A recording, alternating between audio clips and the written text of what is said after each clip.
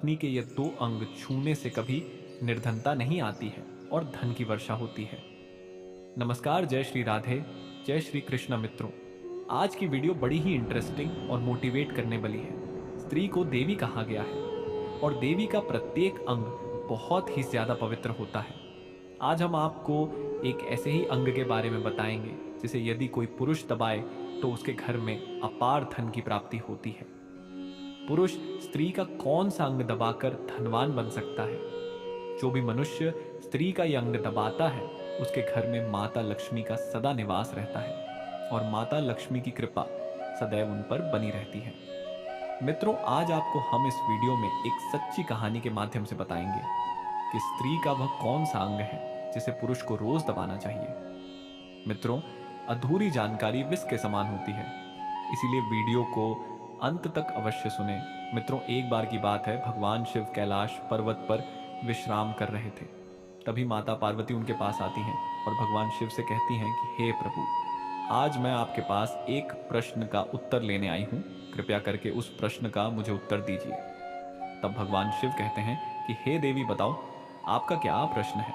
तब माता पार्वती कहती हैं कि हे प्रभु, आपसे मुझे यह जानना है कि स्त्री के कौन से अंग को छूने से के घर में अपार धन की प्राप्ति होती है और माता लक्ष्मी सदैव वहां पर निवास करती हैं। माँ पार्वती की बात को सुनकर भगवान शिव उनसे कहते हैं, हे देवी, आज मैं आपको एक कथा सुनाता हूँ, उसके माध्यम से आपको आपके प्रश्न का जवाब मिल जाएगा।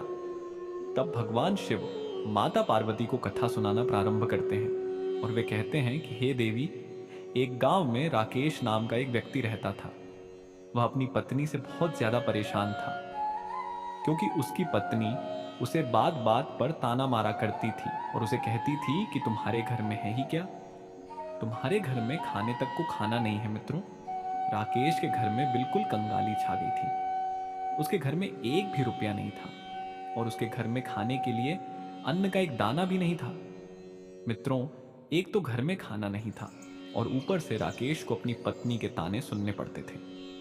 इन सब को लेकर राकेश बहुत ज्यादा परेशान हो गया था। उसे कुछ समझ नहीं आ रहा था कि आखिर वह करे भी तो क्या करे। फिर एक दिन की बात है, जब वह अपने घर से एक दिन शमशान रास्ते पर निकल गया। वह उस शमशान रास्ते पर चल ही रहा था, तब उसे एक महात्मा तपस्या करते हुए दिखाई दी। राकेश जाकर उन महात्मा के पास बैठ गया और फिर राकेश उन महात्मा के सामने जोर जोर से रोने लगा। तब महात्मा ने राकेश से कहा कि पुत्र, तुम्हें क्या परेशानी है, तुम इतना क्यों रो रहे हो।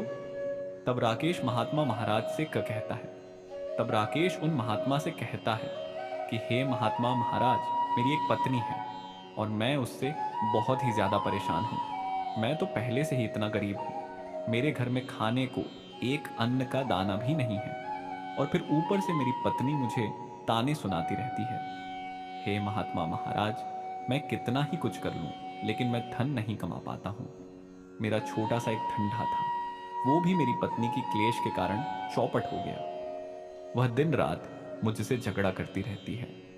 अब तो मैं दाने दाने के लिए परेशान हो गया हूँ। हमारे घर में खाने के लिए कुछ भी नहीं है, इसके अलावा मेरे घर में पहनने के लिए वस्त्र भी नहीं है। लेकिन मैं अपनी पत्नी को समझाता हूँ कि वह मुझे ताने ना मारे, कि वह मुझसे झगड़ा ना करे, लेकिन वह बिल्कुल भी नहीं मानती है। महात्मा जी, मैं इसी वजह से बहुत परेशान हूँ, इसी वजह से मैं अपना घर छोड़कर यहाँ आया हूँ। मित्रों, राकेश की ऐसी बातों को सुनकर तब महात्मा जी कहते हैं कि बेटा, तुम रो मत, मैं तुम्हें कुछ बातें बताने जा रहा हूँ जो तुम्हारी किस्मत चमका देंगी। तुम्हें अपनी पत्नी का सिर्फ यह एक अंग दबाना है, अचानक तुम्हारे घर में धन की वर्षा होने लगेगी, तुम्हारे घर पर अपार धन आने लगेगा और तुम देखते ही देखते बहुत धनवान बन जाओगे। इसके बाद वे महात्मा जी कहते हैं कि जो भी पुरुष अपनी पत्नी का यह अंग दबाता है उसके घर में कभी भी धन की कमी नहीं रहती है और ना ही उसके घर में कभी भी लड़ाई झगड़ा होता है। वह जब भी कोई व्यापार करता है तो उसमें सदैव ही तरक्की होती है। मित्रों, तब महात्मा जी कहते हैं कि मैं स्त्री के ऐसे अंगों के बारे में बताने जा रहा हूं, तुम इसे ध्यान से सुनना और इसे अपने जीवन में हमेशा ही याद रखना। महात्मा महाराज की बात को सुनकर राकेश उनसे कहता है कि जितना जल्दी हो सके महात्मा महाराज, मुझे यह बता दो मित्रों तब महात्मा महाराज कहते हैं कि बेटा, पहले तुम इस कहानी को सुनो, उसके बाद मैं तुम्हें वह बताऊंगा कि स्त्री का कौन सा अंग है जिसे छूने से घर में धन की वर्षा होती है। कि हे बेटा, किसी गांव में एक सज्जन और धर्मात्मा सेठ रहा करते थे। इन सेठ का नाम सत्यवान था। सत्यवान बहुत ही ज्यादा धनवान थे और इनके दिल में लोगों के लिए बहुत दया थी। लोग उन्हें बहुत मानते थे और वे अहंकार से दूर पूरे गांव में अपनी सादगी के लिए प्रसिद्ध थे। सत्यवान ने न जीवन दूसरों की सेवा के लिए समर्पित कर दिया था। दिन की सुबह से ही उनके घर का दरवाजा गांव वालों के लिए खुला ही रहता था। कोई भी व्यक्ति अपनी समस्याओं को लेकर कभी भी उनके घर पर आ सकता था और सत्यवान किसी भी तरह की मदद के लिए सभी के लिए हमेशा तैयार रहते थे। गांव के बहुत से लोग उन्हें एक देवता की तरह पूजते थे, क्योंकि वे सदैव ही किसी के भी दुख दर्द में उनके साथ सदैव खड़े रहते थे। प्रतिदिन सत्यवान मंदिर जाकर भगवान का पूजा पाठ किया करते थे, फिर आकर अपने घर पर बैठ जाया करते थे और वे अपने घर के बाहर से ही गांव के आने जाने वाले लोगों को देखा करते थे।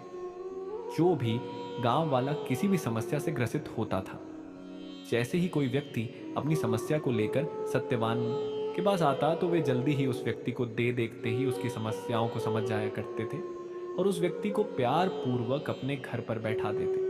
मित्रों, एक दिन की बात है, उन्हीं के गांव का एक व्यक्ति राजेश किसी बात को लेकर ज्यादा परेशान था।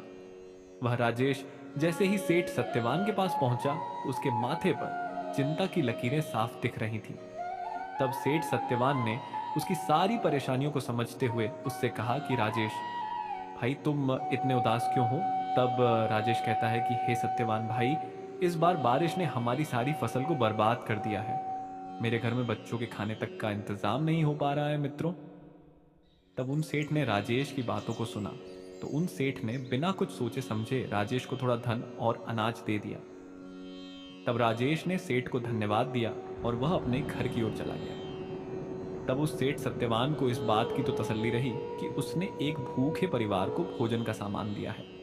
सत्यवान सेठ की दरियादली यहीं तक सीमित नहीं थी। मित्रों, एक दिन की बात है, गांव की एक महिला जो विधवा थी वह उसके पास आई, क्योंकि वह विधवा स्त्री अपनी बेटी की शादी के लिए दहेज जमा कर रही थी। मित्रों, तब उस सेठ ने उस विधवा स्त्री की समस्या को गंभीरता से समझा और बिना किसी झिझक के अपनी तिजोरी से पैसे निकाल कर उसे दे दिए। सेठ सत्यवान के लिए दूसरों की सहायता करना ही सबसे बड़ा धर्म था और उन्हें इस कार्य में अपने धन की कोई परवाह नहीं थी।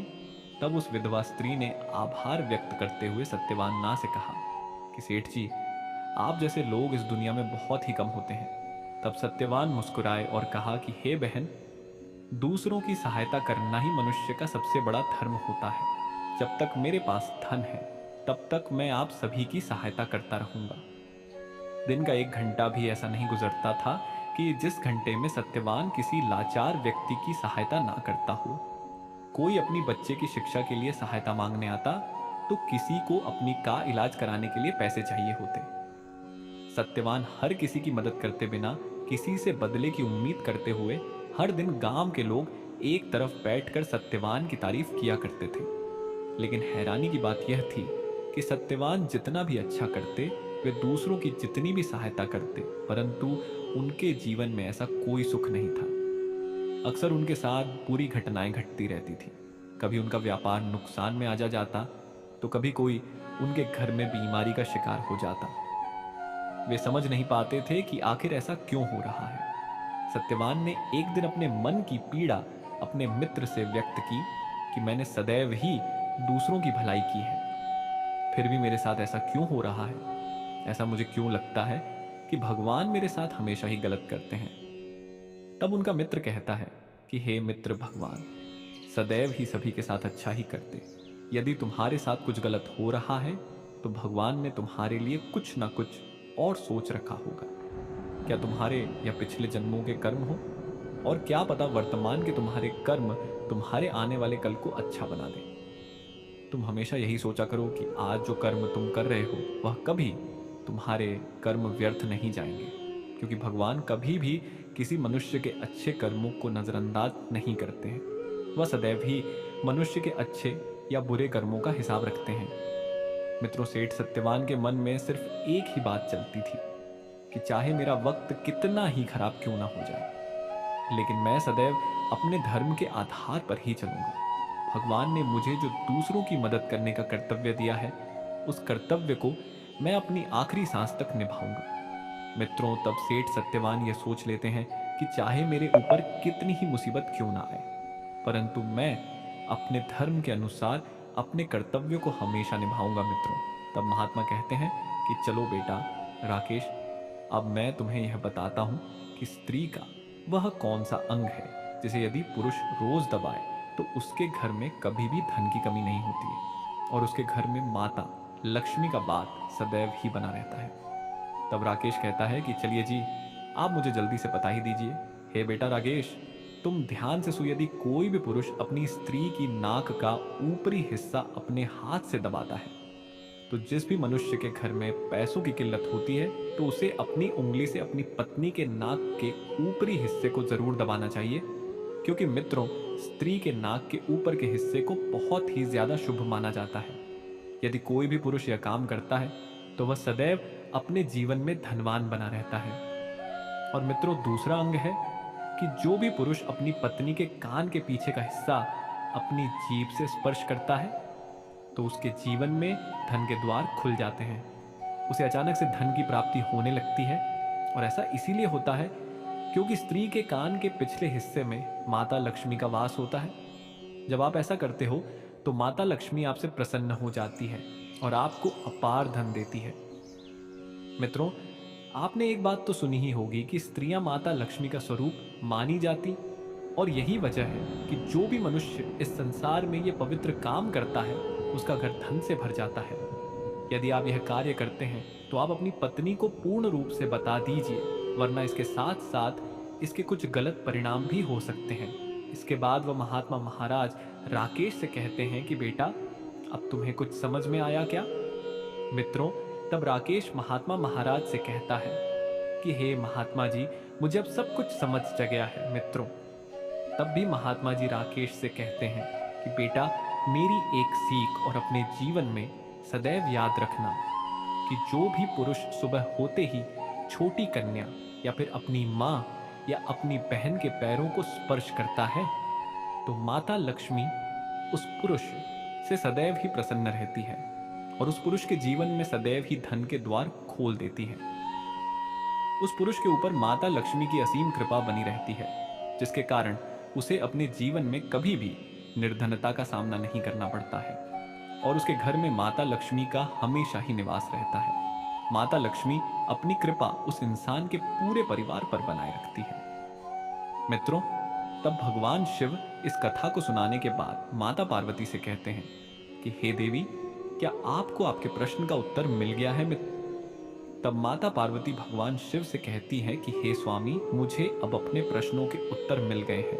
हे प्रभु, आज आपने मानव कल्याण को बहुत ही अच्छा संदेश दिया है और मैं आपके संदेश को पूरे ब्रह्मांड में विख्यात करूंगी। तो मित्रों, आपको ये वीडियो, ये जानकारी कैसी लगी, हमें कमेंट बॉक्स में जरूर बताएं। मित्रों, यदि आप माँ लक्ष्मी की असीम कृपा पाना चाहते हैं तो कमेंट बॉक्स में लिखें, जय माँ लक्ष्मी हम पर और हमारे परिवार पर अपनी कृपा करें, और हमारे चैनल को सब्सक्राइब करें। जय माँ लक्ष्मी।